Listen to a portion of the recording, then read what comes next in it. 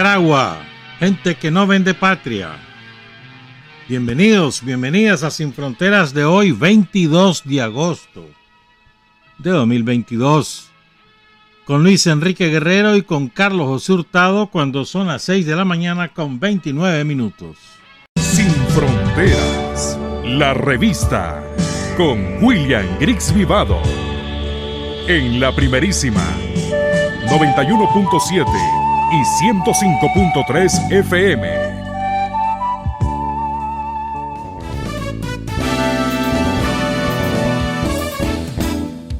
Sin fronteras para decir la verdad. Sin fronteras, trabajar, avanzar, combatir, vencer. Sin fronteras.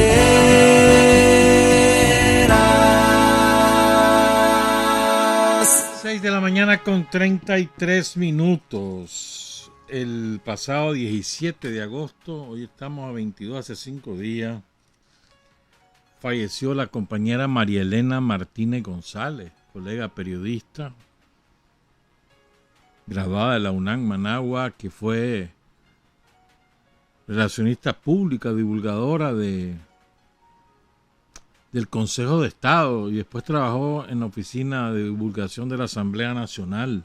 Consejo de Estado, el precedente de la Asamblea Nacional, que se creó en 1979 y termina su gestión en 1984 para que en el 85 asuma la Asamblea Nacional, creada por la nueva Constitución que hizo la Revolución. María Elena tenía 64 años recién cumplido el 7 de julio. Estaba entera esa mujer, mano. Y no la veía y no parecía, pues. Una de las promotoras de la Asociación de Periodistas Parlamentarios. Enviamos nuestras condolencias a sus amigas. Él tenía un club de amigas, colegas. Ahí estaba Hitza Torres, estaba la Lula Osorio, entre otras compañeras. Y a su familia. Que en paz descanse María Elena Martínez González. Bueno, la jefatura del Frente Sandinista ya nos dio las instrucciones y se ha desatado el zafarrancho electoral. A partir ya de esta semana estamos en esa. Bueno, realmente estamos en ella desde siempre, ¿verdad? Porque se van haciendo las cosas de acuerdo a lo que la gente va demandando y en contacto con la gente. Están haciendo las cosas para conservar y consolidar el poder del pueblo, el poder revolucionario. Pero bueno, hay instrucciones concretas de aquí al 6 de noviembre, que son las elecciones municipales. Una de las cosas, quiero mencionar 7 cosas. Pues la primera, se trata de una campaña, dice la jefatura, que debemos desarrollar fomentando unidad, alegría, paz y bien, consolidando esas cosas, atendiendo las necesidades prioritarias de la gente en cada municipio y todos los municipios, garantizando lo que se ha planificado, con unidad, con estabilidad, con seguridad, con prosperidad. O sea, no es que vamos a hacer cosas novedosas, vamos a hacer lo que se está planificado, haciéndolo bien como debe ser nuestro estilo, haciéndolo bien, cumpliendo los objetivos, haciéndolo con la gente. Una tarea muy importante que es la que más, digamos, causa atención en la militancia, la selección de los candidatos. Para alcaldes, para alcaldesas, para vicealcaldes, para vicealcaldesas este año van a ser 67 alcaldesas y 66 alcaldes. O sea, la mayoría mujeres. Y al revés, mayoría de vicealcaldes por uno que de vicealcaldesa. Y la candidaturas de la alianza que encabeza el Frente Sandinista se van a presentar entre el 3 y el 6 de septiembre, probablemente hasta el 6, ¿verdad? Siempre se espera el último día. O sea, tenemos a partir de hoy prácticamente 2 semanas para la selección de los candidatos. Simultáneamente, la promoción de la verificación es muy fácil. Es muy fácil. Yo he hecho de varias personas y es fácil, pues depende de la rapidez de tu internet.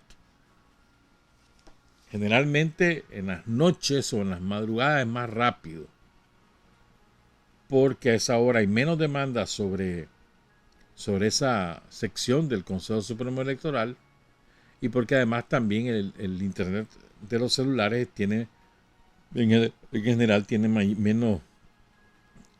menos tráfico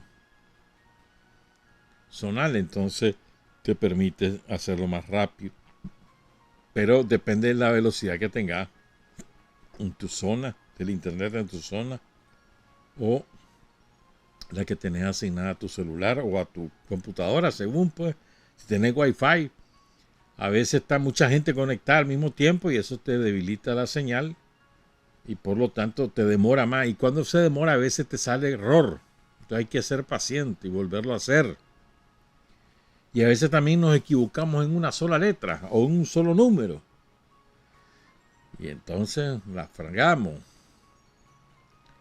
Entonces hay que hacerlo con paciencia y relativamente rápido está verificado.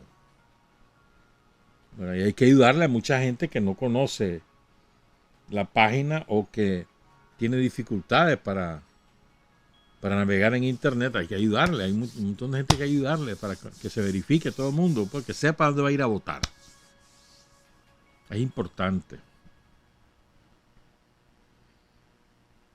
Y otra cosa que ocurre también es que o sea, al perder la paciencia nos sale que no está disponible y eso, y esto no sirve. No, hombre, con paciencia. Pero es muy importante promover la verificación del chavalero. El chavalero sabe hacer internet en general, pues, pero hay que estimularlo a que lo hagan. Solo son 2 números que se ponen, el número de tu cédula y el número particular de la cédula, que es diferente, que es numérico nada más. No, alfanumérico, perdón. O sea, tiene letras y tiene números. Y lo otro, que no le pongan guión a la cédula. Es chorreado eso. Sin espacio ni guiones. Si le ponen, como solemos poner, que guión, no, sin guiones, todo seguido. Prrrum, y va de viaje.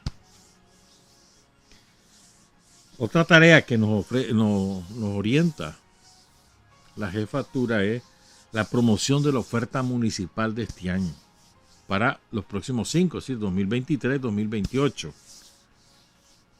Debe ser aprobado, respaldado, proyectado en cada municipio y se convierten, dice la jefatura, en compromisos, no son promesas, son compromisos. La promesa se la lleva el viento, el compromiso lo tenés que cumplir. Me comprometo a tal cosa.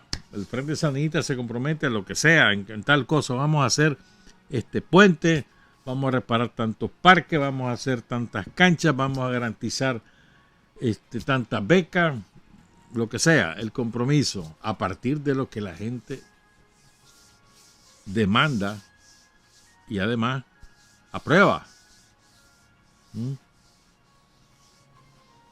Dice la jefatura, son compromisos de ineludible cumplimiento. Sí o sí lo tenés que cumplir. Entonces hay un calendario en cada municipio para consultarle a la gente. O sea, esas asambleas generales de un municipio, eso no funciona. Hay que ir a los territorios como lo hacen los compañeros, pues. Las Vs territoriales. Y ahí convocar a todo el mundo. Ahí no solamente son los sandinistas, es a todo el mundo. Y claro, como además andan los funcionarios de gobierno desde el máximo nivel y de distintos niveles, ahí andan de casa en casa, y además los dirigentes del partido en cada territorio. Entonces todo el mundo anda en la visita casa por casa, y ahí se oye a la gente, se le pide aprobación también, pero ahí esas visitas son la clave. Siempre ha sido así para el frente.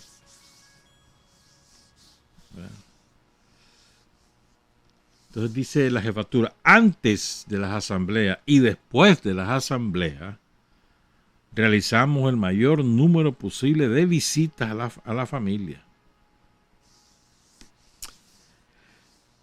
La fase intensiva empieza el 12 de octubre y termina el 1 de noviembre, o sea, 5 días antes de las elecciones, porque ese día es el día de nosotros los santos, ustedes los diablos, y al día siguiente el día de los difuntos, que todo el mundo se dedica a los cementerios, al culto, a la misa. Una cosa sumamente importante, habrán dos cosas. Habrán encuestas para validar las propuestas y para ajustarlas, porque puede ser que haya salido la fulana y el fulano, o el fulano y la fulana, y en la encuesta que se hizo antes del día antes del último día que da el consejo para cambiar, resulta que no pegan, entonces hay que cambiar. O sea que la designación de las candidaturas de aquí al 6 de septiembre no son definitivas, hay que irlas validando. Esto es importante para que los compañeros y las compañeras que salgan designados por el Frente Sandinista después no lloren, me quitaron, y te quitaron porque la gente no quiere que vaya. Y las encuestas son muy eficaces para esas cosas. Hay una frase también que es muy bonita de estas instrucciones que nos ha dado la jefatura. Garantizamos la apropiación de la importancia de aprender. A veces nos creemos que ya no la sabemos toda. Y hermanito, por Dios, todos los días del mundo uno aprende algo. ¿Aprendés estudiando o aprendés de las otras personas? O aprender de la realidad. Esas son las tres fuentes del aprendizaje, ¿no? Pero aprender es mentira. El que cree que ya lo sabe todo, o que ya no necesita saber más, está listo y servido. O la que cree, ¿verdad? Y uno aprende de los demás, del estudio, de la lectura y de la realidad. O sea, son las tres fuentes de aprendizaje. La realidad a veces te enseña que lo que vos pensás es equivocado. Es otra cosa lo que está pasando. O la realidad te enseña una cosa que vos no la conocías del todo. Y, chocho, mira cómo es esto. Si no tenemos la mente abierta para el aprendizaje, nos volvemos sumamente conservadores, esquemáticos, trogloditas nos volvemos. Y lo otro que también dice la jefatura es que esperate un momentito, no solamente andar de visita en casa y las planes, esperate, que mira que estamos en invierno, o sea, en la temporada lluviosa, y aquí hay que estar preparado. Ya mañana debe terminar este corto veranillo que comenzó como miércoles, jueves. Se supone que los pronósticos internacionales dicen que mañana ya el polvo del Sahara ya no vendrá y empezará la lluvia intensa. Que vos sabes que estaba leyendo unos periódicos viejos, y en 1983, en esa época todavía en Nicaragua no le dábamos nombre ni de onda tropical, ni de depresión tropical, hablábamos de temporales. Si esto de la onda y la depresión y la no sé cuánto es más o menos los últimos 15, 20 años. Pero antes eran los temporales. Entonces hubo un temporal de tal magnitud que mató a 75 personas en Occidente sobre todo. y se llevó el puente de allá de Somotillo, sobre el Río Viejo, creo que es ahí, o el Río Gallo, no sé cuál de los dos, pero se lo llevó. Una destrucción quedó en Occidente salvajada en el 83. Porque la Atleta recuerdo que fue en 80, 81. Pero la de 83 no tenía nombre. Entonces hay que estar chiva, hermano. Y suponete que para desgracia nos tocara sequía. Porque sequía anda por todos lados, ¿oíste? Por todos lados. Ahorita hay una alerta en China, en todo el sur de China. Llevan 10 días con temperaturas superiores a 40 grados centígrados. Imagínate vos. Y aquí nosotros nos quejamos por los 37, 38. No. 40 grados en el termómetro. La sensación de calor debe estar en 46 por ahí. En el sur de China, por ejemplo. Entonces hay que estar, chivo, o nos puede venir un temblor. O nos puede venir una erupción. Somos un país volcánico. Entonces hay que estar pendientes siempre. Son las tareas que nos ha definido la jefatura. Estamos en zafarrancho de combate para culminar el 6 de noviembre con la mayor cantidad posible de victorias municipales. Importante garantizar la participación y la victoria. Pero también nos dice otras cosas. Mira, es interesante, ¿eh? Nos dice, tenemos que hacer evaluaciones de los sandinistas y la realidad de cada sandinista, de sus militantes. No es asunto de... Habemos tantos, ¿no, hombre? Hay que evaluar. ¿Tiene trabajo? ¿No tiene trabajo? ¿De qué vive? ¿Cuántos tienen la familia? ¿Qué trayectoria tiene? ¿Qué conducta política tiene? Hay que evaluar el tendido organizativo, el tendido electoral, el tendido movilizativo, el que se encarga de llevar a la gente ahí a la urna. Hay que evaluarlo. Porque hay gente que ha estado y ya no quiere estar, o nunca ha estado y quiere estar, o gente que no quiere del todo, ni ha estado ni va a estar. Entonces hay de todo. O hay gente que te dice que sí, a la hora de las piedras no lo hace. Entonces, y eso ha ocurrido siempre. Entonces esos son planes que hay que estarlo actualizando todos los días, hermano. O gente que se va de la comunidad, o se va del país, o gente que se enferma. Hay de todo.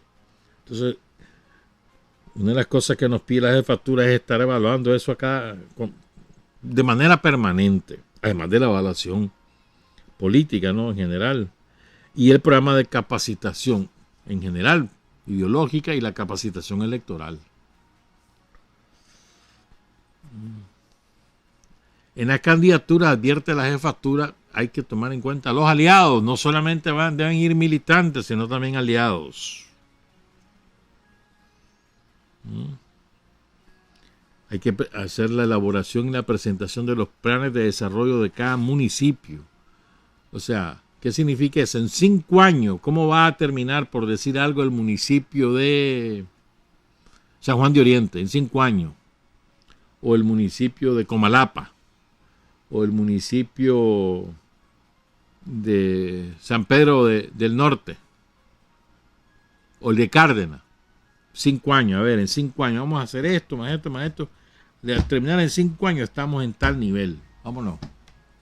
De desarrollo productivo, desarrollo de infraestructura, de mejoría de la calidad de vida. Plan de desarrollo que además se armoniza con el plan nacional, obviamente. Los planes se presentan de aquí al 16 de septiembre, hermano. La capacitación en el modelo de desarrollo al 25 de septiembre.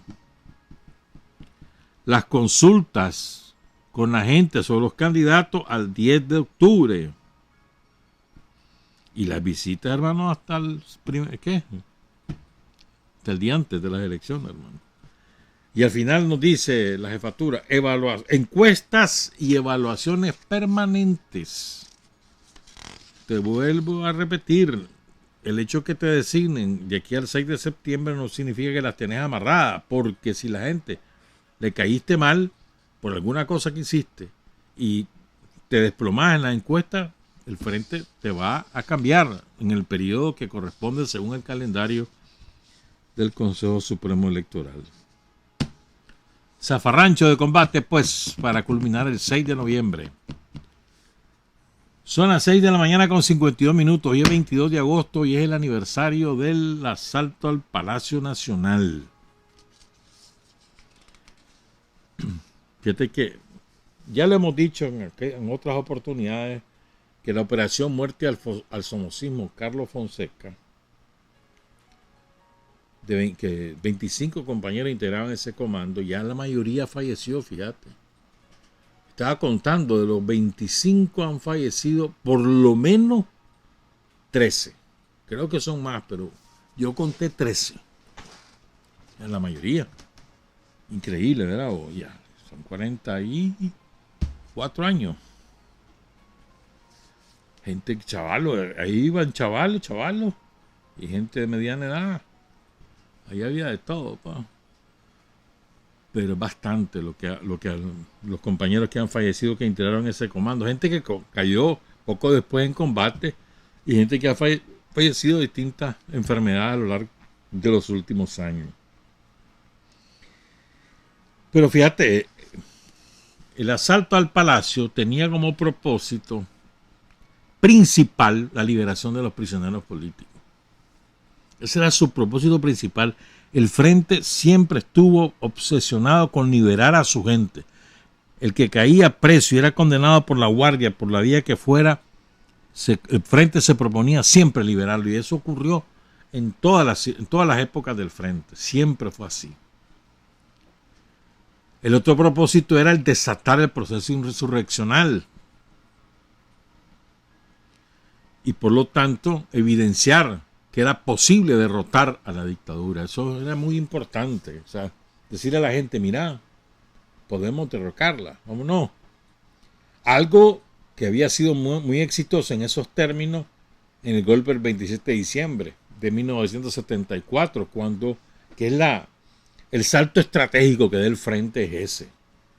Cuando culmina la etapa de acumulación de fuerzas en silencio y empieza la etapa de ofensiva, empieza el 27 de diciembre del 74. Claro, lo que pasa es que desde ese momento hasta el triunfo de la revolución fueron 6 años,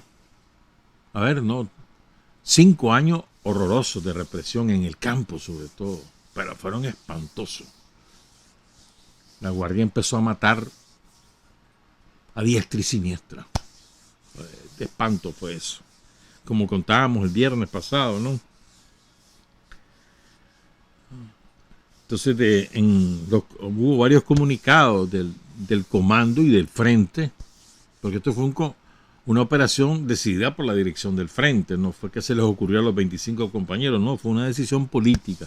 Además llevó meses de preparación. Ahí hubo participación de mucha gente, Pablo Talavera, Nicho Marenco, mucha gente que no estaban en la vida clandestina ni eran guerrilleros, pero que tenían información, tenían capacidad de planificación y además hubo mucha gente pues involucrada, ¿no? Eso fue muy intenso, muy intenso. Entonces, el otro objetivo era fortalecer la insurrección armada popular sandinista, decía ese comunicado, ¿verdad?, para crear un gobierno democrático y popular. Y además también aprovecharon para mandarle un mensaje a los guardias. Mirá, guardia, si dejas de matar y te sumás a las filas del pueblo, vos tenés lugar en el nuevo ejército, porque eso estaba clarísimo. El frente nunca mintió. Desde que el frente nace, dice, nuestro objetivo es destruir a la guardia y construir un nuevo ejército. Y así fue. Ahora, el momento en que ocurre el asalto era un momento de mucha agitación en Nicaragua y de una gran organización sindical. Estaba en huelga todo el sector hospitalario. Miles de trabajadores de la salud estaban en huelga. estaban reclamando el reintegro de muchos trabajadores despedidos, incrementos salariales y otras cosas. Y el frente, una de las demandas que ponía era esa, satisfacer la demanda de FedSalud. Desde entonces, ¿oíste? Y además les advierte a la guardia, mira, nosotros estamos dispuestos a cumplir la orden aunque nos maten. Así que cuidado, pues, saca todos tus guardias de aquí, que si no comenzamos a matar. Acuérdate que ahí se capturó un montón de diputados, de funcionarios de gobierno, había periodistas. Eso fue en el Palacio, en aquella época ahí funcionaba el Congreso Somocista, la chanchera. Y en el sótano funcionaba la DGI. Y ahí sí dejaron salir a todo el mundo. Eso fue, yo me acuerdo, el impacto de ese golpe. Porque además, eso nos obligó a un montón de nosotros a pasar la clandestinidad, porque no fregué, te iban a caer encima después de eso. Y era una efervescencia, pero además había también miedo de la gente de que va a hacer la guardia. Al principio, hombre, así fue. Esos primeros días, entre el 22 más o menos y el 30 de agosto, una vez que ya se van los muchachos, fueron días tensos. Aquí en Managua al menos. Y también otra cosa sumamente bonita fue cuando la despedida de los muchachos. Andaban en los buses del 1 de febrero, del Colegio de la Guardia. Hoy, Instituto Rigoberto López Pérez. Entonces van rumbo al palacio hasta el aeropuerto, custodiado. Además iba ahí Miguel Obando, iba el embajador de Panamá, si mal no recuerdo, creo que el de México y el de Perú, si mal no recuerdo. Eran 2 buses, ahí iban todos los presos, imagínate. Iba Tomás, iba René Núñez, iba Juan José Uve, iba la Rosita Argentina Ortiz, iba la comandante Doris Tijerino, Margin Gutiérrez, la Charlotte Baltodano. Eran tantos compañeros, vamos a leer esa lista. Entonces todo el mundo además quería conocer. Entonces esa carretera norte, que en aquella época era de 2 carriles, imagínate, la mayor parte, después de Portezuelo, todo eso era deshabitado. No totalmente, pero era bastante, había muchos predios baldíos. Pero todo el mundo ahí, mano, para ver a los guerrilleros. Sí, hombre. Entonces, les voy a leer los compañeros prisioneros. En 2 sentidos, los que salen y los que la guardia dijo que no los tenía porque ya los había matado. Entonces el frente pedía 3 aviones para Panamá, Venezuela y México. Y al final fue uno solo, si mal no recuerdo, que se fue para Cuba. Pero bueno, aquí van. Tomás Borges Martínez, Marcio Jaén Serrano, Roberto Montenegro, Javier Carrión, Luis Humberto Guzmán Luna, el Chiri Guzmán, no Luis Humberto, no me acuerdo el segundo nombre de Luis Guzmán Luna, el Chiri Guzmán, Iván Monterrey, Jorge Guerrero, Javier Pichardo, comandante guerrillero, Carlos Sequeira, Francisco Cuadra, Francisco Mercado, Domingo Robledo, Edgar Lanza Casa, Juan José Úbeda, Roberto Calderón, el Puma, Francisco Guzmán, que fue rector de la UNAM Managua, Álvaro González Cerrato, Marta Crancho, ya fallecida hace como 2 años, ¿no? Rosita Argentina Ortiz, Gloria Campos, Misael Brenes, Isidoro Alfaro, Julio Gómez, Juan Castro, el compañero del viejo, el nieto de Mamá Rosa, Aurelio, Manuel y Rogelio, todos ellos de apellido Rodríguez, capturados en Masaya, Felipe Martínez, René Núñez Telles, Charlotte Baltodano, Felipe Peña, Margin Gutiérrez, Gustavo Moreno, Yadira Baltodano, Víctor Moreno, los hermanos Moreno, Son los hermanos mayores de Fidel. Félix Pedro Meneses, Auxiliadora Cruz, que también creo que ya falleció, no estoy seguro. Eloy López, Apolonio Martínez, Leopoldo Rivas, comandante guerrillero. Eddie González, Rodolfo Amador, compañero que cayó, de los primeros caídos durante la Revolución, junto con su hermano. Lucas Cortés, Guillermo Cáceres, Maximiliano Martínez, Roberto McEwans, ya murió hace muchos años. Un gran compañero, Roberto McEwans. Amílcar Lorente, el otro día creo que dije que era Enrique Lorente, el que estaba, no estoy seguro, pero creo que me equivoqué ahí, que estaba de posta mientras los muchachos se bañaban en el mar allá en el Viejo, pero no, era Amílcar Lorente, que cae preso junto con José Uvedá, y poco después sale también cae preso Juan Castro. Miguel Galeano, Roger Urey, Eddie González, Doris María Tijerino Haslam, Fernando Chamorro, 10 prisioneros en San Carlos, incluyendo al mandador de la Hacienda La Loma. No dan los nombres porque no los tenían. Habían sido recién capturados. Y Gabriel Cáceres. Y hubo un grupo de compañeros que los pide el Frente Sandinista, pero la Guardia no da razón de ellos. Entonces el Frente los denuncia como los asesinados. Cumplimos con nuestro sagrado deber de revolucionarios al informar a nuestro pueblo y al mundo lo siguiente. Dentro del marco de las exigencias planteadas por este comandante se incluía la liberación de prisioneros políticos y su traslado a otro país. Entonces se pedía la liberación de Donald Guevara, Elvis Chavarría, Pedro Antonio Jiménez. Estos estaban ubicados en la celda de la Academia Militar.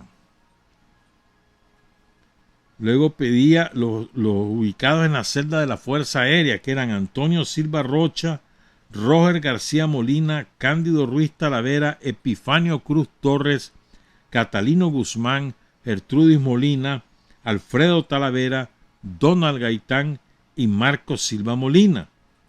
En la celda de la mazmorra de ahí de Tizcapa, que era terrible, José Francisco Tijerino. En el departamento de Celaya, así se conocía entonces las dos regiones caribeñas, en el Chilamate estaba preso Gregorio Montoya. En las cárceles de Estelí estaban presos José Jarquín, Azucena Suárez Mesa y Antonio Mairena Lago. Y en la tercera sección de policía de Managua, creo que la tercera es la del Cementerio Oriental, ¿no? Creo. Estaban presos Santiago Lago, José Cruz Sandoval y Germán Sandoval. Todos ellos no los entrega la Guardia porque los habían matado.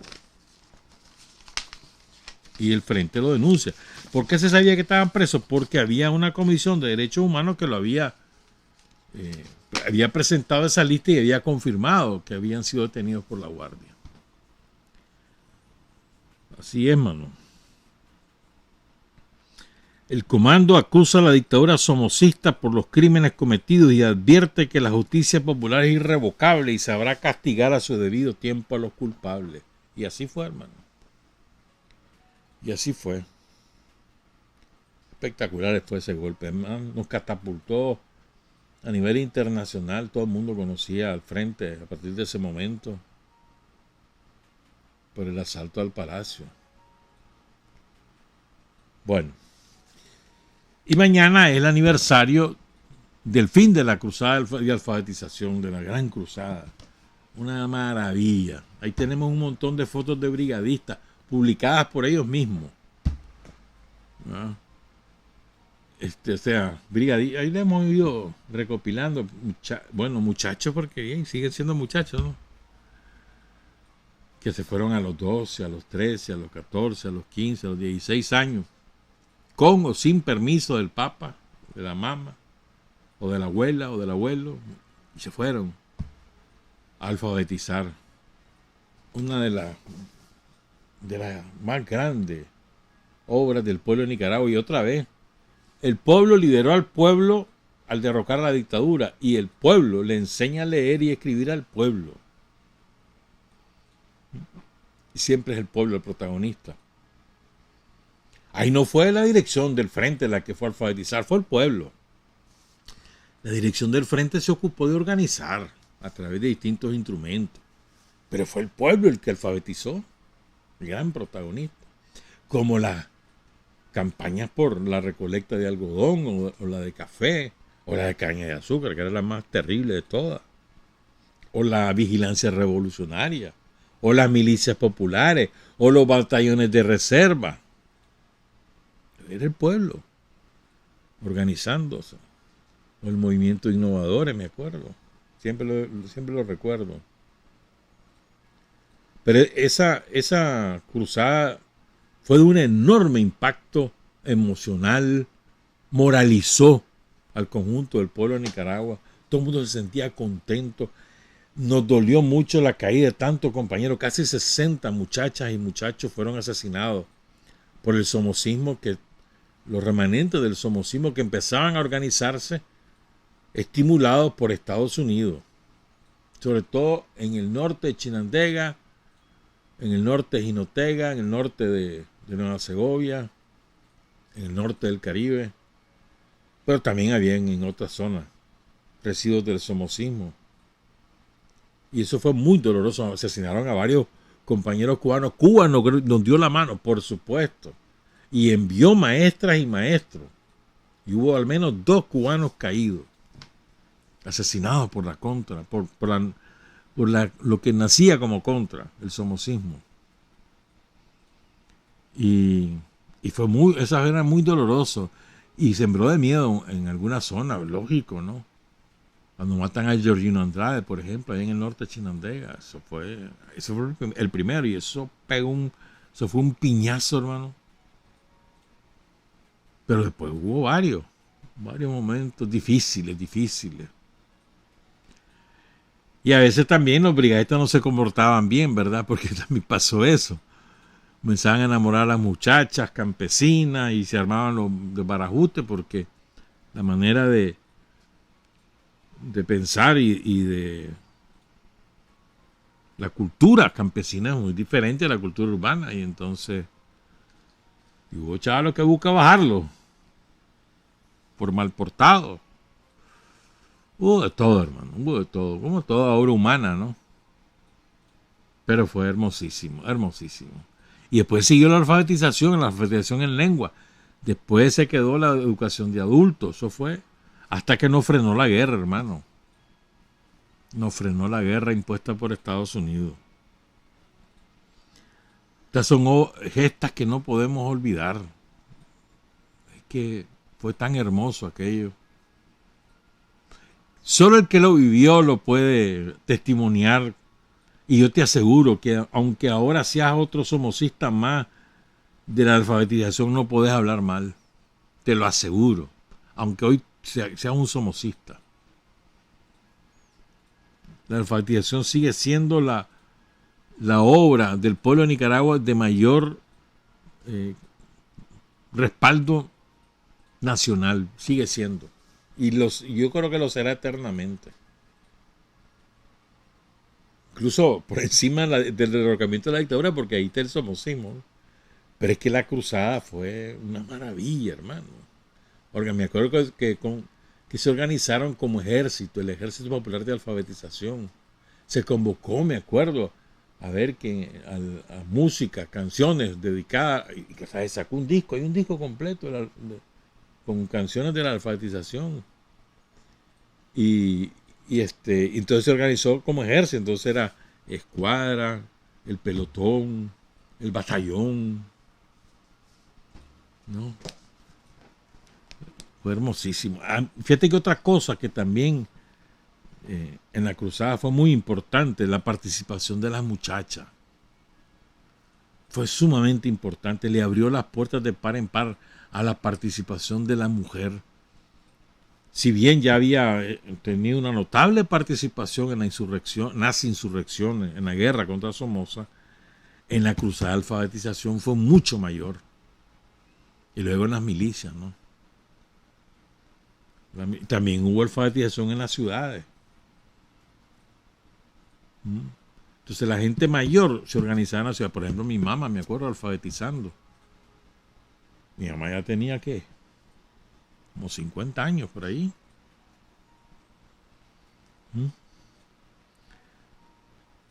Es hermoso. Y escuchar a la gente que estuvo ahí. Y hubo muchos que no pudieron ir porque por razones laborales estaban ubicados en determinadas tareas. Pues. Hubo alfabetización en la policía, hubo alfabetización en el ejército, en el Ministerio del Interior. Fue impresionante, aquello, impresionante. Vamos a hacer una pausa, pues regresamos con otras cosas. Son las 7 de la mañana con 12 minutos. Hay hombres que luchan un día y son buenos. Hay hombres que luchan un año y son mejores. Pero hay hombres que luchan toda la vida. Esos son los imprescindibles.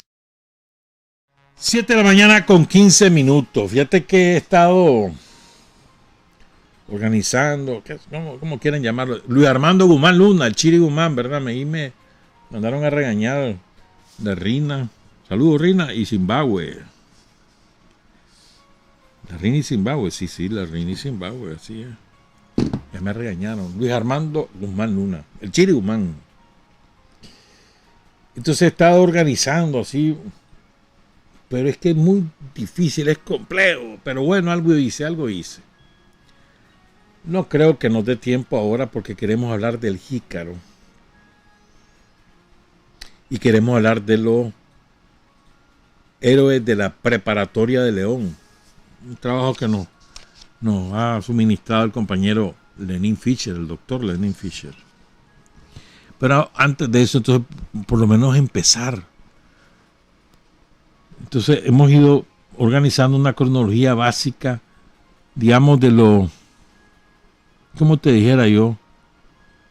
De los eventos de mayor relevancia vinculados a la jerarquía católica en Nicaragua, empezando con el primero. Y es complejo, porque hay que seleccionar y hay demasiados eventos. Y creo que también, a propósito de Pequeño Veneno, de Venenito, la viuda del somocismo, creo que es importante, me parece a mí, pues, ubicar con correcta, desde mi punto de vista, dimensión, las razones que inspiran a la jerarquía romana para involucrarse en actos conspirativos contra distintos gobiernos, porque no solo es contra Daniel, contra Nicaragua y contra el Frente Sandinista. No. Revisen Venezuela, revisen Bolivia, revisen Perú ahorita, revisen Ecuador, revisen Panamá en la época de Torrijos, revisen Honduras ahorita en lo que acaba de pasar, incluso en el golpe contra Zelaya, revisen El Salvador después del asesinato de Monseñor Romero. Monseñor Romero, digamos, es la excepción de la jerarquía romana en el compromiso con el pueblo. Revisen Guatemala, México, Cuba. O sea, no es un asunto solo de Nicaragua. Te he mencionado un montón. Argentina, por favor.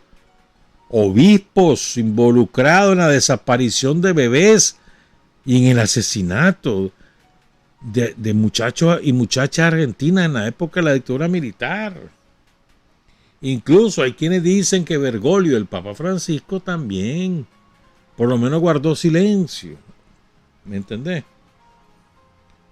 Entonces hay una realidad universal. Así como universal es la Iglesia romana, también lo es su estrecha relación con el poder económico de todas las sociedades donde actúa. Esto es muy importante porque hay dos características de la jerarquía romana, o tres si vos querés, incluso tres. La primera es la defensa de los poderosos, de los económicamente poderosos. Eso ha sido parte de su esencia desde que nació. Estamos hablando, mano, de hace 1700 años, de que nace como jerarquía católica romana, cuando Constantino decide sustituir las deidades romanas por las deidades que van inventando la jerarquía católica. O sea, que no es que se hizo cristiano el Imperio Romano, no, si despojó al cristianismo de su esencia, el amor, porque hay dos cosas que son revolucionarias totales del mensaje cristiano, ¿no? Primero es el amor al prójimo, eso era inaudito. Inaudito en aquella época y sigue siéndolo, hermano. El amor al prójimo, eso es inaudito. Pero en aquellos tiempos, eso era un golpe en el rostro a los que mandaban. Y entonces eso lo relegan a un mensaje absolutamente marginal. Y el segundo era que no se podía adorar representaciones de Dios. O sea, las estatuas, las imágenes y todo eso. Y eso era inaudito para los romanos. Y todo eso lo relegaron, ¿me entiendes? Pero bueno, ese era de otro costal. Pero esto es muy importante, es decir, hay tres características. La primera es la defensa del poder económico y del poder del que ejerce la hegemonía en la sociedad a través del dinero. Eso es universal. La segunda es el clasismo. La jerarquía romana es esencialmente clasista, porque una de las fuentes de su poder, de su influencia, es que el pobre siga siendo pobre. Qué desgracia, ¿verdad? Pero así es. Revisen y van a ver. En la medida que el pobre sigue siendo pobre, la jerarquía tiene romana tiene una mejor manera de llegar con su mensaje. Su mensaje de sumisión, de subordinación, de resignación. En la medida que el pobre es pobre, en la medida que el pobre no se rebela contra la pobreza, en la medida que el pobre no asume como su destino en sus propias manos, en esa medida la jerarquía romana tiene garantizado el poder mediante el miedo, pues. Y el miedo ni siquiera, no solamente al más allá, sino el miedo al más acá. No, es malo rebelarse, mira que fulano es buena persona, el rico, el blanco. Y esa es la otra característica, es racista. Es racista. Profundamente racista. Aunque ahora ponen obispos negros y todo lo que vos querrás. Está como los yanquis. Me va a decir ahora que los yanquis, por tener un ministro de defensa, un jefe del Pentágono que es negro, ya por eso ya no es racista la sociedad yanqui. Luego lo sabés. Y tuvieron a Obama y Obama era racista. Obama siendo negro era racista. Imagínate vos. Pero bueno. Entonces, creo que es muy importante tener en cuenta que en las circunstancias actuales que vivimos en Nicaragua, esa jerarquía romana no se ha despojado de esa esencia, la esencia de defender el poder económico. Y como en Nicaragua además hay otra característica, y es que la clase económica poderosa en Nicaragua, los terratenientes, la burguesía, la oligarquía, esa clase económica en Nicaragua sigue estando sometida al dictado yanqui. Entonces la jerarquía católica asume como propio ese sometimiento a los designios de la metrópoli. En este caso la metrópoli es Washington, es decir, el poder foráneo. Esa es otra esencia, y esa esencia le viene desde la colonia. Es muy importante, creo yo, tomar en cuenta, es decir, la jerarquía católica en Nicaragua, como en otras latitudes, pero bueno, hablemos de Nicaragua, su propósito es tener poder. Y un poder que fortalezca su esencia. O sea, poder terrenal, no es poder espiritual, es poder terrenal lo que les gusta. El poder del dinero y el poder de la influencia política, la capacidad de influir en las decisiones políticas que toma un gobierno. Esto es importante, creo yo. O sea, ¿por qué Pequeño Veneno o el Coronel o toda esta gente se involucran de esta manera? ¿Por qué llegan a estos extremos? Porque son sirvientes de los ricos, porque ellos se sienten también oligarcas. Son total, aunque vengan de cuna pobre, que lo hay, han sido educados para ser sometidos al rico, al poderoso, al yanqui. O sea, se someten voluntariamente, o sea, y no hay forma de sacarlos de ahí. ¿Sí me entendés, verdad? Entonces su objetivo siempre es participar en la toma de decisiones políticas que fortalezcan ese poder económico. Y cuando a ese poder económico lo afecta un gobierno de distintos signos, ellos se sienten chimados. Los jerarcas católicos y romanos se sienten chimados. Y hay muchos ejemplos que te lo demuestran, que demuestran esta característica. Pues. Recuerden, es clasista, es racista y es colonial. Colonial en el sentido estricto de la palabra, es decir, sometida al poder foráneo. En nuestro caso, al poder yanqui, pero hay en otros casos que se someten, por ejemplo, los curas ahí en los países africanos de habla francesa se someten al poder francés. Esos curas, esos obispos. Es increíble y así ocurre. O al poder de cualquier otra metrópoli. Entonces es muy importante. Entonces, estate claro, pues que estos buscan la defensa del poder de los oligarcas porque se sienten oligarcas. No porque lo sean, sino porque se sienten. Ellos han optado por esa clase social. Ellos no optan por los pobres, optan por los ricos. Su opción preferencial es por los pobres, no por los ricos. Y defienden ese sistema de clases porque ese sistema de clases los beneficia. Porque en la medida que la clase pudiente está en el poder, les permite determinados privilegios económicos y políticos. ¿Estamos claros? Y nos podemos, a las pruebas nos remitimos. Pues. ¿Te acordás cómo la jerarquía católica hizo charanga con las exoneraciones de los vehículos de lujo? ¿Se acuerdan de eso? ¿No se acuerdan? Ahí hubo investigaciones en la época de los 17 años de gobierno somocista, después de la revolución.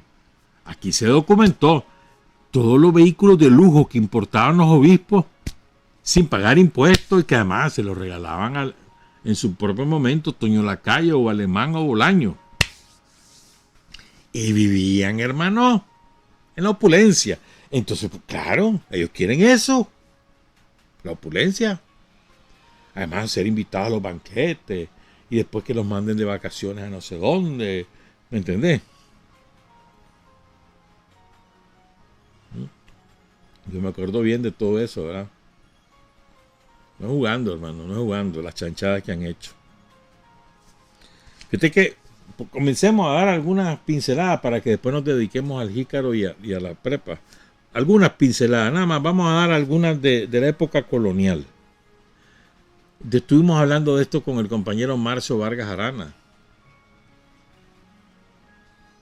Y algo de esto hablamos en esa conversación. Pero aquí después a partir de ahí me puse a hacerlo más pormenorizado. Pero empecemos porque la parte colonial pues no hay mucha variación que hacerle, pues el resto sí. ¿Quién fue el primer obispo en Nicaragua? Antonio Valdivieso. ¿Verdad? Vino aquí en el 1544. Y entonces se encontró con dos realidades. La primera realidad es que los españoles, que eran las lacras de España, eran los que mandaban aquí las lacras, gente bruta, no le daban nada a los curas, a los pocos curas que habían en la época, pues. Entonces desobedecían una instrucción del rey de España. Entonces se robaban todo lo que... Parte de los tributos que le cobraban a los indios y a los otros españoles debía ser para la jerarquía católica. Y no lo daban. Entonces esa es la primera realidad que se encuentra Antonio Valdivieso. Y ay, ¿de qué voy a vivir yo si no me están dando los reales estos más? Y la segunda realidad que se encuentra, de la cual se aprovecha, es la sobreexplotación de los pueblos originarios al punto que hay una mortandad en el país enorme. O sea, que hubo 3 fuentes para despoblar Nicaragua, o 4. La guerra colonial, que mataron montones de indígenas de todas las tribus que habían aquí. La segunda, las enfermedades, que eso fue de espanto. Todas las enfermedades que trajeron ellos. Y aquí no había defensa contra esas enfermedades. O sea, los seres humanos que habitaban el espacio que hoy llamamos Nicaragua no tenían defensa frente a esas enfermedades. Porque eran bacterias, parásitos, virus, lo que fuera, que nunca habían atacado a estos pueblos. Entonces no había defensa biológica contra ellos. Ese fue el segundo. El tercero, la sobreexplotación. Los hacían trabajar día y noche. Le daban un mal tiempo de comida y la gente se moría de hambre. Y al que se rebelaba lo mataban. Y la cuarta fue la exportación. De aquí salieron miles de indígenas, miles, a las minas de oro en el Perú. Fueron las 4 fuentes de donde destruyeron a la población indígena, de manera que de 1 millón que habían aquí, cuando invaden los españoles Nicaragua, lo que hoy es Nicaragua, quedamos a 40.000 al terminar el siglo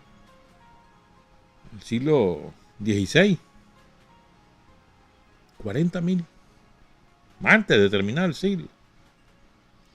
Entonces era una realidad que existía, esas 2 realidades. Entonces viene al Valdivieso y le manda una carta al rey. Mire, rey, fíjese que no quieren dar los reales y además, mire, tratan mal a los indios. Y por eso lo matan.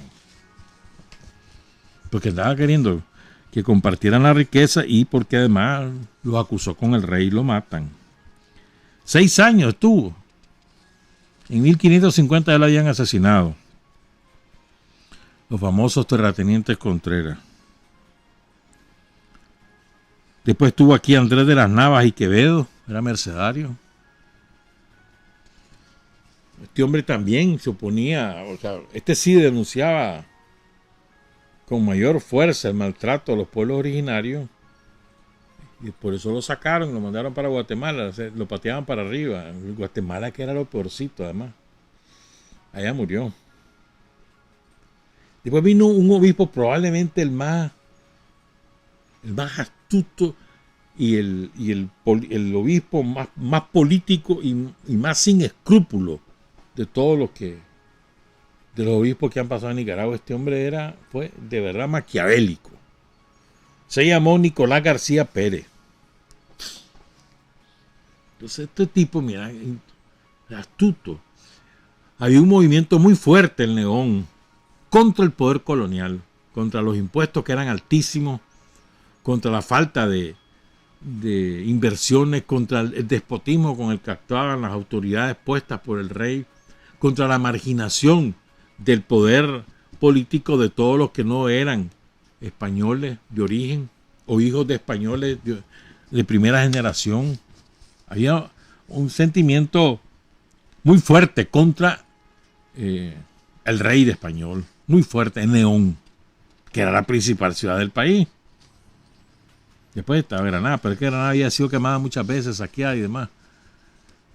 Entonces León además era el que estaba cerca del principal puerto del Pacífico, en aquel tiempo era el Realejo.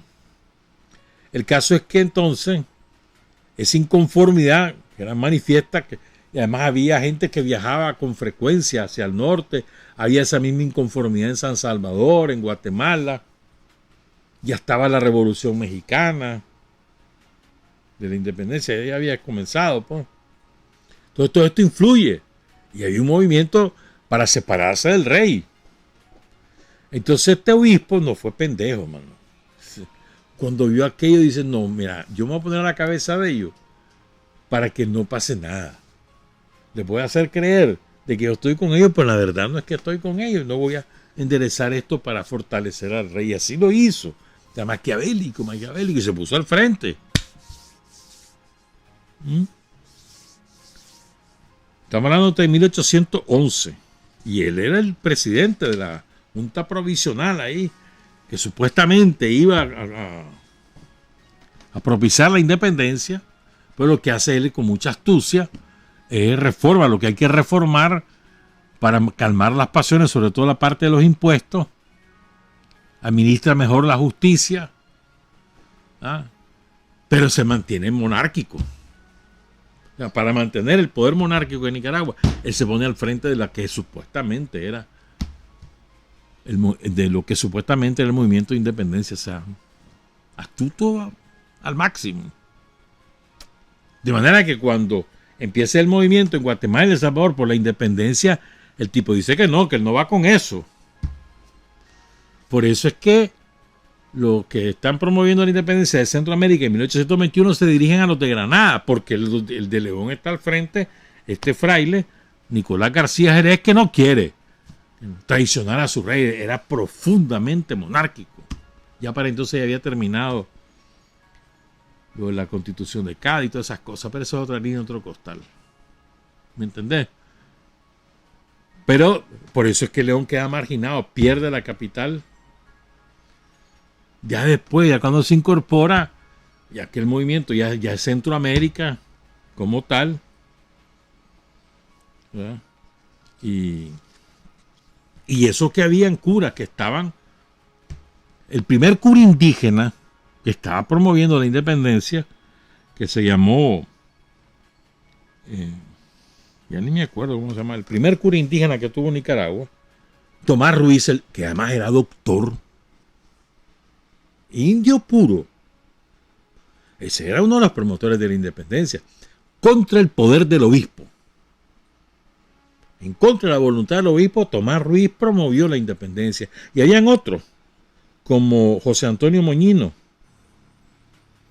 que era un franciscano. Y después habían otros como Fray Benito Miguelena, Benito Soto, Rafael de la Fuente y Salvador Barrio, que estaban en contra del poder colonial y en contra de la voluntad de este obispo. Miren qué interesante. Después este obispo logra, junto con otros obispos, y después ya se murió, pero ese estilo quedó, ¿verdad? Con los obispos de San Salvador, de Guatemala, de Tegucigalpa, incluso porque Nicaragua, la misma provincia eclesiástica de Nicaragua era la de Costa Rica, entonces era lo mismo. Pero logra conspirar de manera que disolver Centroamérica, porque el poderío de Centroamérica podía ser también perjudicial para los intereses monárquicos. Y había porque los criollos estaban muy, muy fuertes en ese sentimiento antimonárquico. Entonces, es decir, mejor los dividimos y que cada quien se haga cargo de lo suyo. Y así fue, hermano. Estas son pinceladas nada más. Y acuérdense que en ese tiempo, por ejemplo, hay una famosa encíclica de León XI, del 24 de septiembre de 1824, 3 años después de la independencia de Centroamérica. Ya se independizó México. Entonces se tira la encíclica que se llamó Etsi Yam Diu. Oigan lo que dice. Hemos recibido las funestas noticias de la deplorable situación de estas regiones por la cizaña de la rebelión contra nuestro amado rey de España. En ese momento España era el gran soporte del Vaticano. Algún día te voy a contar por qué se llama Vaticano. ¿Verdad? Porque ya se había ido a Inglaterra, había problemas con Francia, con Austria.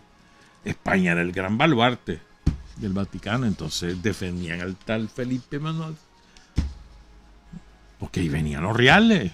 Además, ¿de dónde venían los reales de los españoles? Pues de aquí, de estos lados, todo el saqueo del oro, del cacao, del añil, de la plata, tantísimas cosas que aquí producíamos, todo eso se lo robaban. y las partes de la ganancia era para financiar al Vaticano. Ahí lo dejo, en el 1821, y después seguimos, otro día, a ver cuándo vamos a terminar esto, porque esto está largo.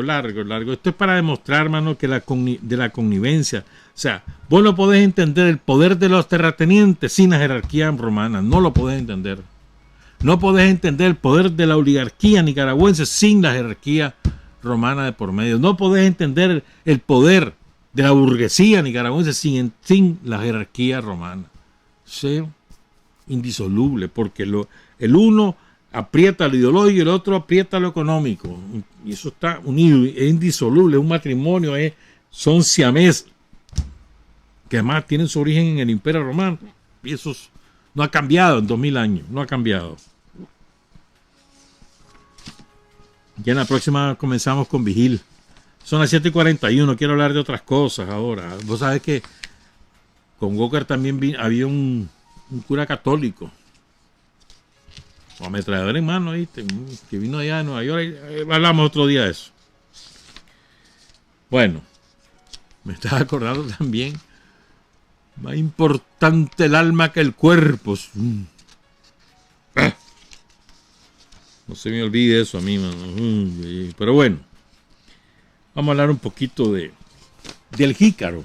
El Jícaro es un municipio del departamento de Nueva Segovia, cuna de Sandino. Ahí está el mineral San Albino, por ejemplo. Cuna de la fuerza de Sandino, del Ejército Defensor de la Soberanía Nacional. Ahí nació Rufo Marín, ahí nació Raudales.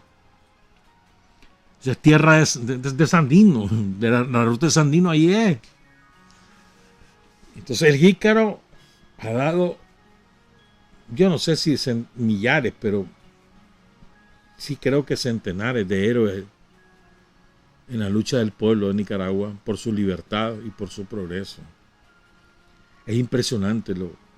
Y es un pueblo relativamente pequeño, pues, pintoresco. Sucayán, que es el otro centro urbano del Jícaro. Sucayán agarras para Quiralí, Huihuilí. Recto agarras para el Jícaro y después para Murra. Me gusta el Jícaro, ahí conozco gente del Jícaro. Pero fíjense, vamos a hablarle de una victoria descomunal que hubo en un día como hoy, en 1983. El pueblo del Jícaro venciendo a la contra. Ya lo vamos a contar. Pero antes creo que hay que recordar otras cosas, pues. Vos sabés que la familia, los herederos, los bisnietos deben ser ya del general Raudales, le han hecho una especie de mausoleo allí cerca donde era su finca. Raudales, acuérdense que se levanta en armas contra la dictadura de Somoza, lo hieren en combate en Yaulí y a los 4 días murió, el 18 de octubre de 1958. Entonces, ahí en San Pedro Ula, donde era la finca del general Raudales, ahí hay un mausoleo bonito. Y ahí cae el primer jefe sandinista de Sandino, pues del ejército de Sandino, que cae Rufo Marín, nacido en Jícaro, en 1901. Uno de los jefes más brillantes que tuvo Sandino, cayó en la toma de Ocotal. Tenía apenas 26 años, algo así, cuando cae en combate Rufo Marín, que lo apearon los gringos del comando. Eso fue un gran dolor. Para Sandino fue un gran golpe. Saludo a Walter Castillo, por cierto. Bueno, entonces, les vamos a hablar de un compañero que se llamó Modesto Isidro Toruño Bucardo, un jefe militar caído un día como hoy, en 1983. Fíjate que fue la segunda, esa tierra del Jícaro también, ahí fue donde torturaron a aquel campesino que era delegado de la palabra, Venancio Blandón, que había ido al Vaticano. Ya hablamos aquí de él. Ahí lo agarraron, ahí lo torturaron. Era de Jalapa, pero lo torturaron. O mejor dicho, el cadáver apareció en Jalapa. Pero lo agarraron ahí el Jícaro, lo llevaron a Ocotal. Y después Lo desaparecieron hasta que sus cuerpos aparecieron ahí por el lado de Jalapa junto con Efren Reyes. Sí, hombre, eso fue en noviembre ¿de qué? Del 79. Del 78, perdón. Entonces, el 21 de abril de 1983 es la primera vez que la Contra quiso tomarse el Jícaro. 83 no había servicio militar. Era pura milicia y batallones de reserva. Ahí estaba un batallón de la Juventud Sandinista en el Jícaro, destinado al Jícaro. Y la reserva y los milicianos, el pueblo organizado en el Jícaro, derrotaron a la Contra. 7 horas de combate. Ahí estaba el BIR 3072, estaba ahí en el Jícaro. Y los derrotaron. No pudieron tomarse el Jícaro. Entonces la segunda vez fue un día como hoy, pero en el 83. ¿Verdad? Te cuenta, tengo 2 relatos sobre esto. Cuenta que el 22 de agosto, el mando superior de la Brigada 311 tiene información de inteligencia que la Contra, que grupos Contra de hasta 400 individuos al mando del comandante suicida iban a atacar el Jícaro y Murra. Pero la información que tenían era que iban a ir por un lado y allí se va el grueso de la tropa y los milicianos quedan en el otro sector. Y resulta que por el otro lado es que entró la Contra. Podrán oír lo que pasó. Entonces, el 23 de agosto, al día siguiente, ¿verdad? Lo que deciden es atacar a la fuerza de la Contra. ¿Ya? Es decir, no esperar que la Contra los ataque. Y empieza el cachimbeo, hermano. 250 milicianos y reservistas principalmente. Habían algunos compañeros permanentes, pero la fuerza principal eran milicianos y reservistas. Bien armados, tampoco era que andaban con besetas, no, estaban bien armados. Incluso había un muchacho que era el encargado de la ametralladora, Julio Marín Torres. Dicen que ese hombre le charchareaba esa ametralladora. Le hizo chanchadales a la Contra. Vive todavía el compañero. Julio Marín Torres. Era el ametralladorista del batallón. ¿Verdad? Y los reservistas iban al mando del compañero Carlos Zamora, que es el que se va por la otra dirección donde creían que iba a entrar la Contra. En la altura del Cerro La Chote, en Cipalí y La Danta. ¿Verdad? Y el compañero, el teniente Modesto Isidro Toruño, estaba a cargo de la defensa del pueblo como tal. ¿Estamos claros? Y ahí empieza el cachimbeo, hermano. ¿Verdad? Y Modesto estaba al frente de 60 milicianos. Su objetivo era, aquí la Contra no entra. ¿Verdad? La Contra estaba al mando del suicida y una mujer que le decían la Niña. Y se habían ubicado en un cerro que se llama El Espino y en la Huyenda. Atacaron el casco urbano en dirección este y oeste. 2 horas de intensos combates. Y no entraron. A punta de milicianos y reservistas, dirigidos por compañeros permanentes, sí. Pero la fuerza de combate eran milicianos y reservistas del pueblo del Jícaro y movilizados de otras zonas del país. ¿Estamos claros? Incluso el jefe de ellos, que era el compañero Modesto Isidro Toruño Bucardo, era de Jalapa, pero era permanente del ejército. Él era de Jalapa, nacido en Jalapa. Y ahí se incorporó al frente. Vamos a hablar un poquito de eso. ¿Verdad? Y entonces 2 horas de combate y ahí cae el compañero. Lo hieren a las 6:30 de la mañana y ahí cae, ahí muere el compañero, el jefe. Para que vean, los jefes estaban al frente. No era que, Ucho, vayan ustedes. No, ahí estaba al frente el compañero y muere con su gente. Pero no entraron los contras, los derrotaron. Después que se retira la contra, contaron los cadáveres ahí en el pueblo. Encontraron 14 cadáveres de contra y después los persiguen junto con los permanentes y les van hallando 16 cadáveres más. Perdón, 26 ahí en el trayecto. 14 adentro, incluyendo a los dos jefes de ellos. El tal Relámpago y la niña ahí caen en el Jícaro. Los milicianos los acabaron. Ahí también murió otro compañero. Son 2 bajas las que se tuvieron. El compañero Modesticiro Toruño Bucardo, que era teniente, y el compañero Marcos Sevilla. Ahí murieron los 2 compañeros. Entonces, Modesticiro, a quien le queremos rendir también especial homenaje, nació el 28 de marzo de 1955 en Jalapa.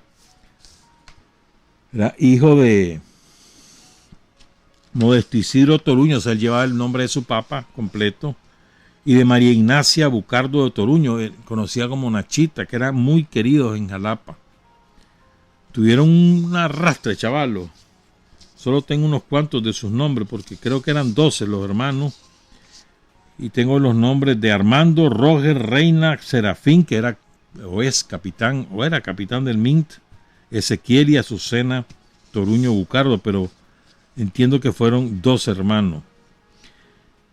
14 hermanos, 14. Modesto Isidro estudió en la escuela Rubén Darío de Jalapa, ahí sacó la primaria, no pudo seguir estudiando porque no había manera, había que trabajar.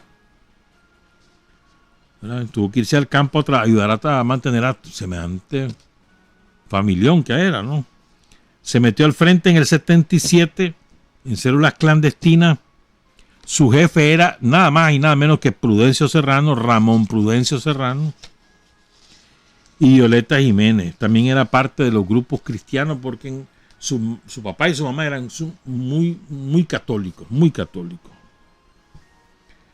Entonces se metió a distintos grupos como los Llamas o como las Antorchas, que los dirigía un sacerdote muy querido, muy comprometido con la causa del pueblo, que era el padre Evaristo Beltrán. Luego fue parte de la columna Sinforoso Bravo. Con esa columna es que él amanece el 19 de julio. Fundador del Ejército Popular Sandinista. Estuvo en las tropas especiales de Pablo Ude, en las TPU. Después estuvo en la Guardia Frontera y después lo mandaron al Jícaro como jefe de los permanentes, ahí en el Jícaro. Ese era Modesticiro Toruño. Otra vez, el pueblo defendiendo al pueblo. El pueblo impidió que la contra se tomara el Jícaro. Los reservistas, los milicianos. Fíjate que este compañero, este muchacho, Marcos Sevilla, lo matan. Es el primero que matan, lo blanquea la contra. Ahí se desata el combate. Porque Marcos iba para su casa. Había salido de la posta e iba para su casa. Y ahí lo blanquean, porque era ahí por el cementerio, y lo blanquean los contras, lo matan. Ahí es cuando empieza, al oír ese tiro, se moviliza todo el mundo y empieza el combate. Y no pudieron entrar al Jícaro. Y eso que tenían posiciones ventajosas desde el punto de vista geográfico, militar. Una maravilla, la fuerza del pueblo del Jícaro. Y era la segunda vez en menos de 4 meses. Y las 2 veces los derrotaron. No volvieron por... Después morteriaban y esas cosas, pero ya no volvieron por otras los contras. Sabían de qué estaban hechos los jicareños. De qué tamaño son para demostrar su valentía. Así que saludamos a todos los compañeros sandinistas del Jícaro. Siempre tierra sandinista. Ayer estuvieron en una reunión para recordar. Estaban los compañeros del Prudencio Serrano. Tiene que ser una experiencia muy bonita. El frente de Prudencio Serrano, porque Ramón Prudencio, porque son compañeros veteranos que trabajan, son buenos trabajando, tienen cooperativas, tienen distintos instrumentos para trabajar, pero a la primera son los primeros que se movilizan, ¿oíste?, a defender. Y además, como saben manejar armas, y nadie los desafía. El Prudencio Serrano es la fuerza militar de ahí, la Segovia, ahí del Frente Sandinista, man. para el golpe, hermano, ahí no hicieron letra. Ahí está el Prudencio. Por encima de cualquier otra cosa, el Prudencio. Más, son compañeros sumamente disciplinados porque se subordinan absolutamente a la autoridad del Frente Sandinista. No andan con que yo soy diferente al Frente. No, se subordinan. Gente brava. La gente del Prudencio Serrano allá en el noreste de Nueva Segovia. Sobre todo con sede en Jalapa. Bueno, pero también actúan en el Jícaro, Aquilarí, Huilí. Saludos a Monchito, gracias por la información y saludos a todos los compañeros sandinistas del Jícaro, de Jalapa, de toda esa zona. Valientes. Fíjate, bueno, espérate, te quería contar esto porque me encontré un relato, después vamos con la prepa. Es que me encontré un relato del compañero Adolfo Reyes. Él estuvo en la defensa de Ciudad Sandino. Y miren qué bonito esto lo publicó él el 21 de abril de 2020. Él tenía 21 años. Oigan qué bonito que es esto. Una fecha histórica para un grupo de chavalos, el aniversario del combate del Jícaro en abril del 83. El primero, no el segundo. Y me detengo a pensar, ¿por qué estuvimos en eso? No existía ley alguna. Nos fuimos por nuestra propia y espontánea voluntad. ¿Será que éramos locos? ¿Será que nos utilizaban? ¿Estábamos fumados? Y bueno, recapacito en eso y solo puedo llegar a algunas conclusiones. Antes de 1979, muchos jóvenes fueron asesinados solo por el hecho mismo de su juventud. El analfabetismo era gigantesco, a los campesinos les robaban sus tierras, los asesinaban a ellos, a sus hijos y esposas, el acceso a la salud y la educación básica y aún la superior era limitado. Eso llevó al pueblo a levantarse y derrocar al dictador. Era posible que con solo 4 años perdiéramos la esperanza en el futuro y dejar que las hordas de la contra derrocaran el proyecto revolucionario, que todo lo hecho y lo que había por hacer no se lograra. Y pienso que como yo lo hicimos mucho y por eso anduvimos en tantas y tantas tareas, una de ellas en esa movilización de los batallones de infantería de reserva. Nunca pensamos ni preguntamos si recibiríamos recompensa por cumplir con eso. Jamás se nos se nos pasó por la mente eso. Jamás se le planteó la recompensa, ¿viste? Y jamás lo pensaron.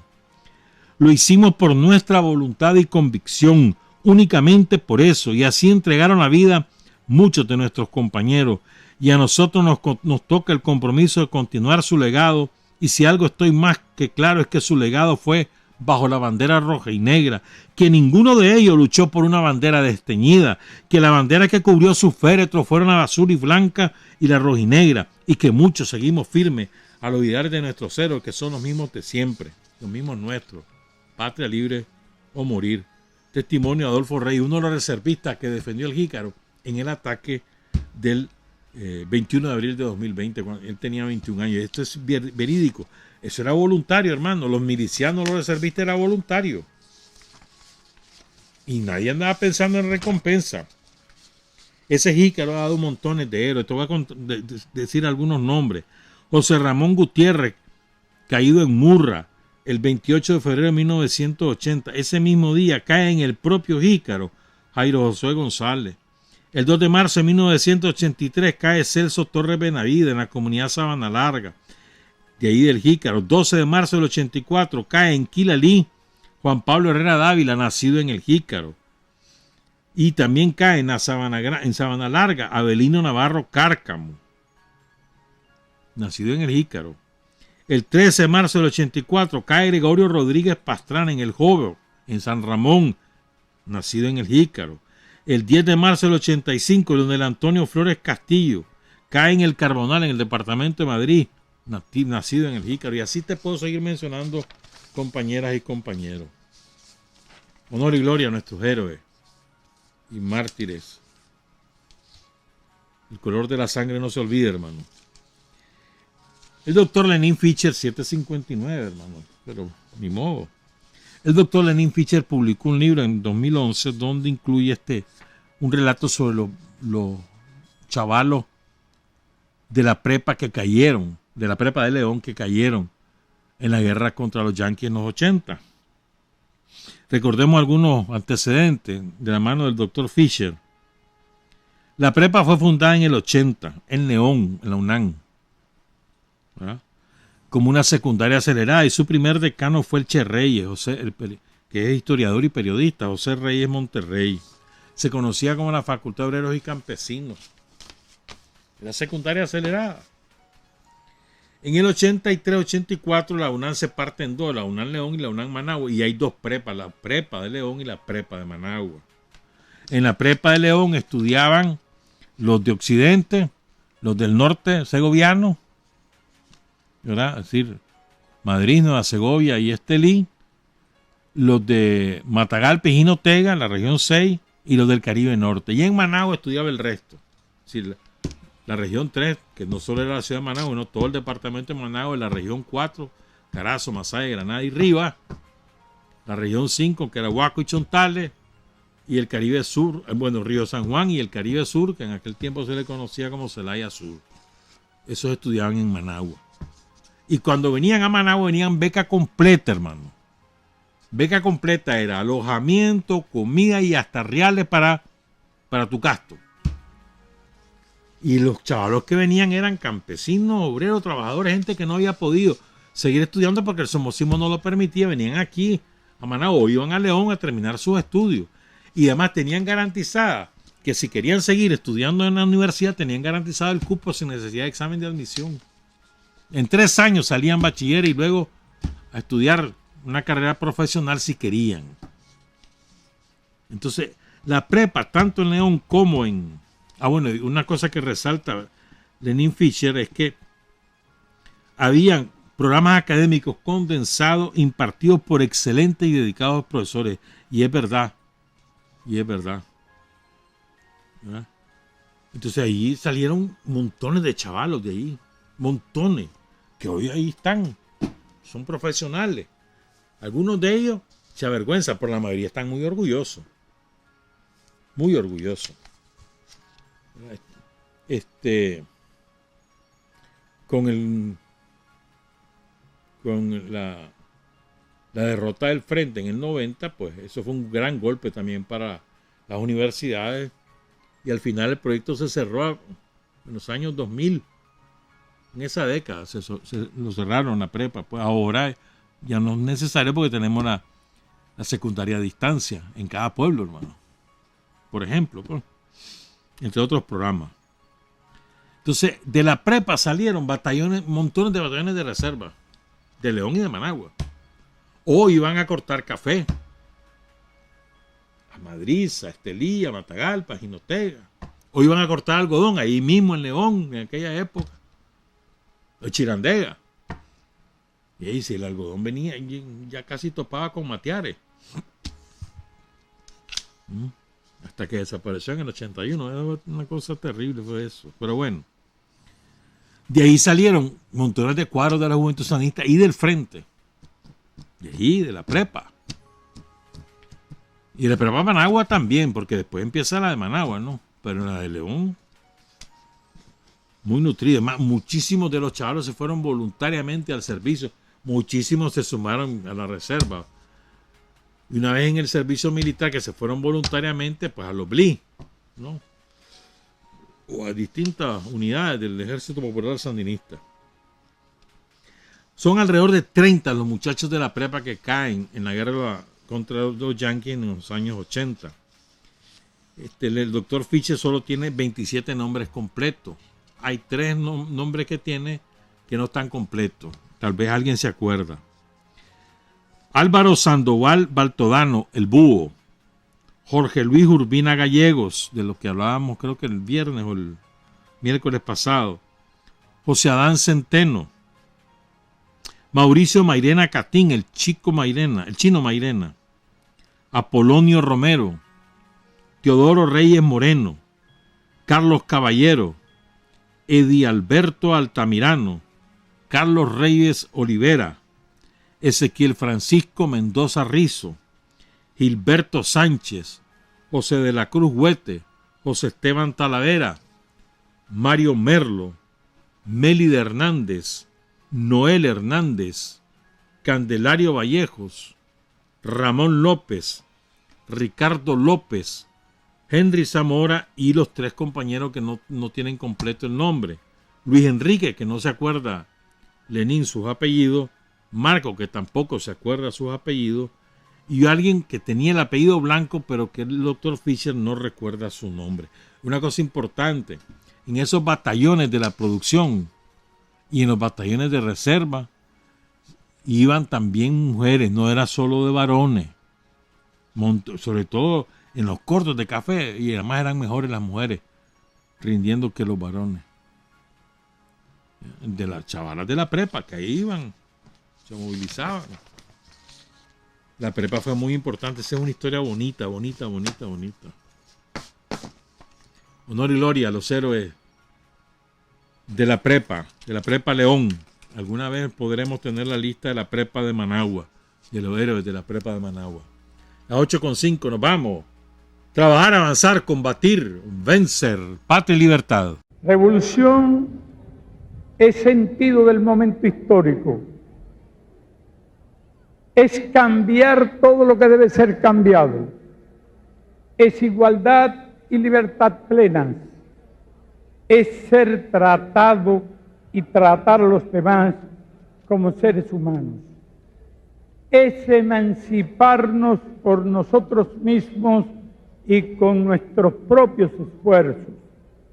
Es desafiar poderosas fuerzas dominantes dentro y fuera del ámbito social y nacional. Es defender valores en los que se cree al precio de cualquier sacrificio. Es modestia, desinterés, altruismo, solidaridad y heroísmo. Es no mentir jamás ni violar principios éticos. Es convicción profunda de que no existe fuerza en el mundo capaz de aplastar la fuerza de la verdad y las ideas. Revolución es unidad, es independencia, es luchar por nuestro sueño de justicia para Cuba y para el mundo, que es la base de nuestro patriotismo, nuestro socialismo y nuestro internacionalismo.